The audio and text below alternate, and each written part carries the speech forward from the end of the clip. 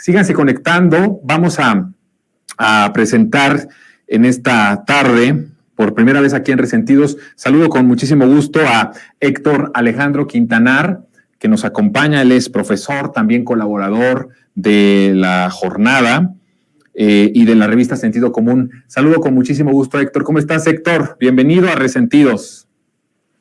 ¿Qué tal, Jonathan? Muy buenas tardes. Todo muy bien, muchas gracias.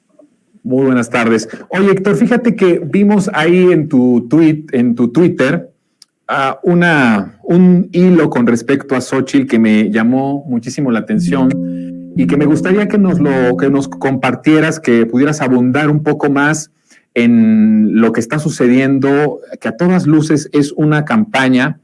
Como hace un tiempo yo no veía una campaña para posicionar a una persona.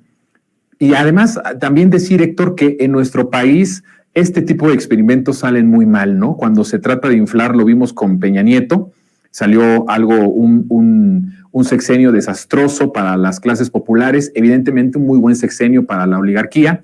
Lo vimos también con Vicente Fox, ¿no? En esta campaña de sacar al PRI, de ya ganamos, todo lo que significaba Vicente Fox y el personaje que se creó alrededor de él, además con todo esto de la farsa de la transición democrática, y fueron también de las cosas más desastrosas para el pueblo.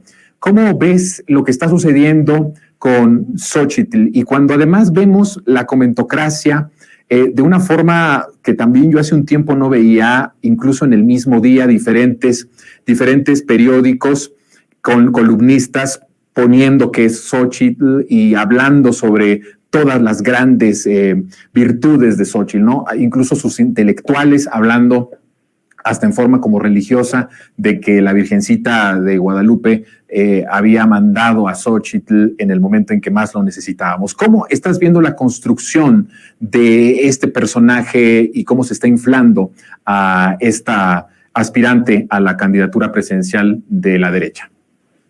Muy bien, Jonathan, pues gracias por la pregunta. Creo que habría que empezar por decir que parece que quieren vender una especie de producto milagro y quizás hasta por eso suena a tono este lenguaje semirreligioso con el cual están hablando de ella. Sin embargo, me parece que hay muchos elementos que están detrás de la palestra y que son muy importantes y que van a ser definitorios.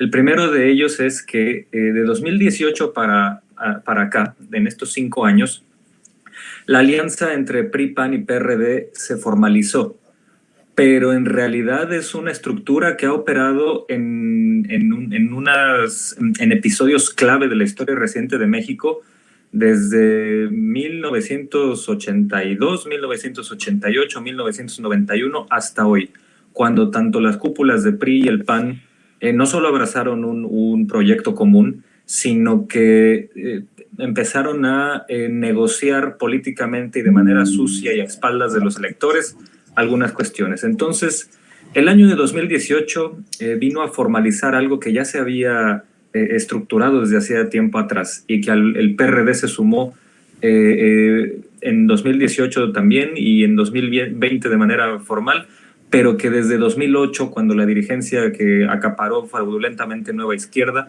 empezó a tener más cercanías con PRI y con PAN que con los propios electores PRDistas.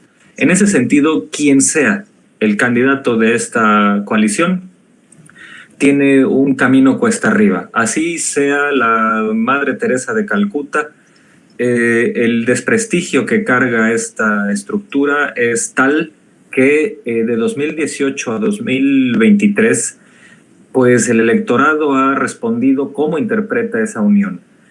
Han convertido los mexicanos a Morena en el partido más exitoso de la historia de México, en un lapso de apenas 7 años.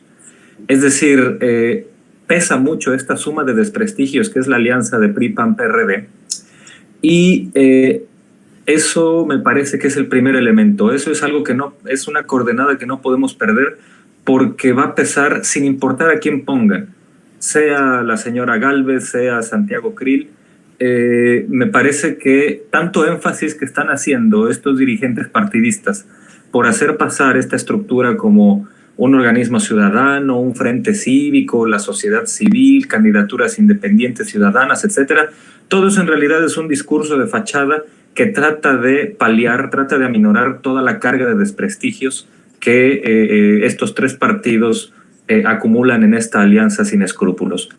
En ese entendido, la señora Xóchitl Gálvez pues aparece como una especie de producto milagro para ellos, no porque sea una candidata con arrastre popular o que tenga un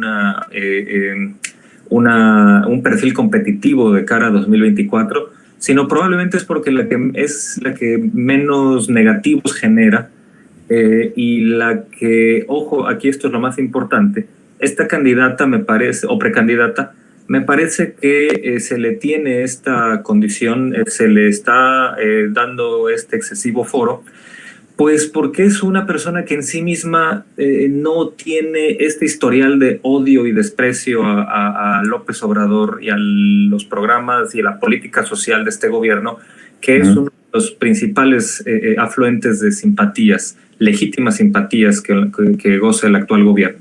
Entonces, de algún modo es una manera de tratar de no friccionarse con esa amplísima gama social que simpatiza con el proyecto actual de López Obrador, y es una manera de tratar de arrebatarle votantes a esa cauda enorme de simpatías. Sin embargo, me parece que va a pesar muchísimo esta coordenada que ya mencionaba sobre la enorme suma de negativos que implica por sí misma la alianza y las personas que rodeen a quien sea el candidato o candidata de esta coalición. Sí, creo que esa era como la siguiente pregunta, Héctor, porque